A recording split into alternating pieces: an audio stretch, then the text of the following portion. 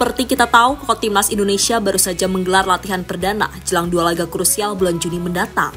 Beda dari sebelumnya, kali ini Timnas mendapatkan waktu lebih panjang untuk melakukan sesi latihan sekaligus mempererat chemistry satu sama lain. Hasilnya pun bisa langsung kita lihat, di mana para pemain tampak langsung bisa menyatu satu sama lain. Mereka menikmati sesi latihan tersebut dengan penuh kebahagiaan. Bahkan tak hanya di lapangan, kekompakan mereka juga ditunjukkan saat di luar lapangan. Sebuah hal yang tentu saja membuat calon lawan Indonesia, yakni Cina, cukup ngiri dengan chemistry Timnas yang pelan-pelan mulai terbentuk begitu cepat.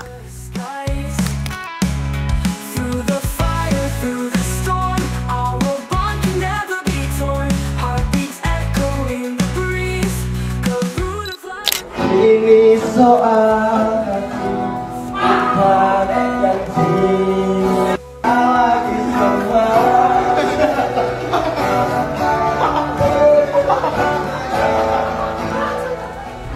Timnas Cina diketahui merasa iri dengan kekompakan para punggawa Timnas Indonesia. Hal itu terjadi karena sekarang kondisi internal tim mereka kabarnya sedang tidak baik-baik saja, terutama saat mereka menelan 3 kekalahan beruntun, mulai dari Timnas Jepang, Arab Saudi, dan juga Australia. Bahkan dalam 3 match terakhir, produktivitas mereka menurun drastis, di mana anak asuh Branko Ivanovic itu hanya mencetak 1 gol dari 3 pertandingan. Sementara kiper mereka harus memungut bola sebanyak 6 kali dari 3 pertandingan. Kekalahan beruntun membuat para supporter mereka ngamuk-ngamuk. Pada akhirnya membuat mental para pemain Cina dikabarkan goyah, serta mulai saling menyalahkan satu sama lain. Ditambah isu pemecatan Branko Ivanovic sebagai pelatih yang dianggap kian memperkeruh situasi. Ya, menurut salah satu media Cina, NetEase, nasib pelatih Timnas Cina, Branko Ivanovic, kabarnya akan ditentukan tergantung hasil laga melawan Timnas Indonesia pada bulan Juni nanti, di mana NetEase menyebut Branko Ivanovic bakal dipecat jika skuad negeri tirai bambu kalah dari tim Garuda di bulan Juni nanti. Perlu Anda ketahui, pertandingan kandang melawan Indonesia adalah pertarungan hidup mati bagi pelatih Ivanovic. Jika timnas gagal mencetak poin melawan Indonesia di GBK, Ivanovic pasti akan dipecat, tulis NetEase. Pertandingan yang akan berlangsung pada 5 Juni mendatang diprediksi bakal berjalan seru dan menegangkan. Pasalnya, kedua tim membutuhkan kemenangan untuk mengunci satu tempat di peringkat 3 atau 4 klasemen akhir. Indonesia yang kalah di leg pertama tentu saja akan membalaskan dendam di GBK. Sementara Cina yang pernah mengalahkan Indonesia datang dengan gagah dan penuh percaya diri.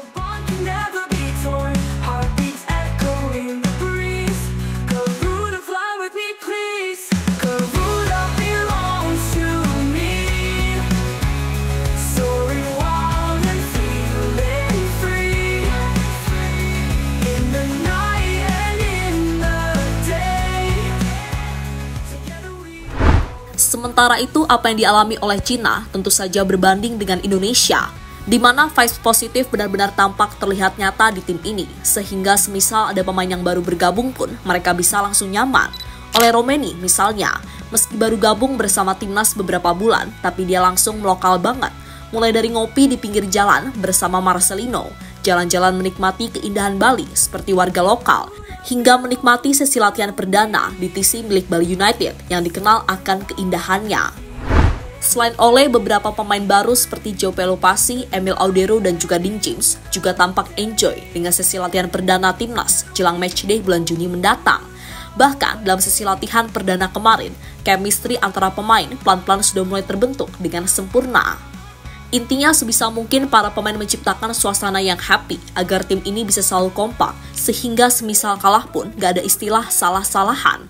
Seperti saat kalah melawan Australia beberapa bulan lalu, di situ tampak para pemain sebisa mungkin menjaga sikon kondusif dalam tim, sehingga bisa bangkit di laga selanjutnya. Dan saat melawan Bahrain ataupun Arab Saudi, kalau tim ini dasarnya udah gak kompak, gak akan loh mereka main sesolid itu. Sehingga ya kita juga perlu mengapresiasi peran pelatih ataupun PSSI yang benar-benar bisa membentuk tim ini jadi seperti sekarang. Sebuah hal yang tentu saja membuat Cina makin ngiri dengan kita.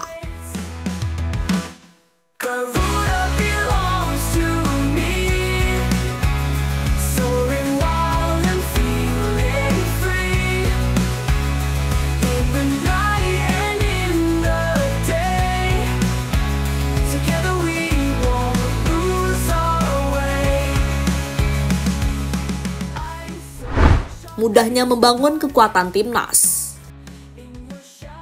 Meskipun berasal dari latar belakang yang berbeda dan seringkali baru bertemu jelang pertandingan timnas, para pemain keturunan di timnas Indonesia seperti Tom Haye, Sandi, Jay Itzes, Martin Paes, dan lainnya selalu menunjukkan kemampuan luar biasa dalam membangun hubungan hangat antar sesama, di mana fenomena ini menimbulkan pertanyaan, apa yang membuat itu bisa tercipta? Pertama, ikatan darah dan identitas Indonesia. Maksudnya, meski para pemain memiliki latar belakang yang berbeda-beda, namun ada kesamaan yang gak bisa disangkal dari semua pemain yang membela timnas. Dan itu adalah ikatan darah yang menghubungkan mereka dengan Indonesia. Erick Thohir, ketua PSSI, pernah mengatakan bahwa mereka mungkin lahir di luar, tapi hati mereka Indonesia. Di mana identitas bersama inilah yang kemudian jadi fondasi yang memudahkan hubungan hangat langsung terjalin.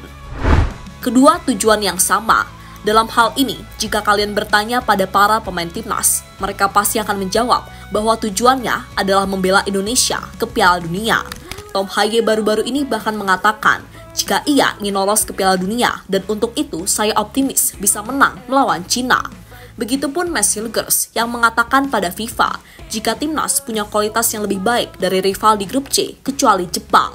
Tentu tanpa bermaksud meremehkan, tapi sekali lagi, tujuan yang sama untuk lolos ke Piala Dunia juga telah meningkatkan persatuan di tubuh timnas Indonesia.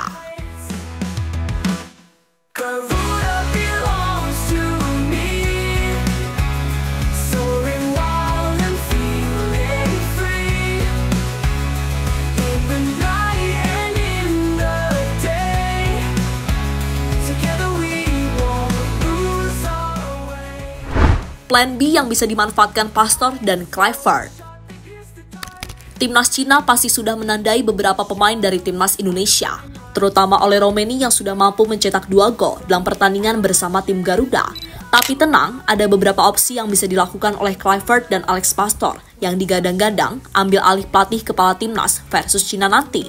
Opsi yang dimaksud adalah dengan memaksimalkan pemain yang lain, misalnya adalah Sayuri bersaudara. Pada musim ini, 2 pemain tersebut benar-benar tampil luar biasa bersama Malut United. Untuk Jakob, dirinya mampu membukukan 10 gol dan 6 assist, sementara Yance menyumbangkan 7 gol dan 5 assist. Dengan statistik tersebut, kini tinggal bagaimana keputusan dari Kluivert. Intinya, Sayuri bersaudara bisa menjadi opsi lain bagi timnas Indonesia. Selain mencetak gol, kelebihan 2 pemain tersebut terletak pada kecepatannya, kecepatan yang pastinya bisa merepotkan para pemain Cina, sehingga menarik dinantikan apakah Sayuri bersaudara bakal mendapatkan kesempatan bermain atau tidak.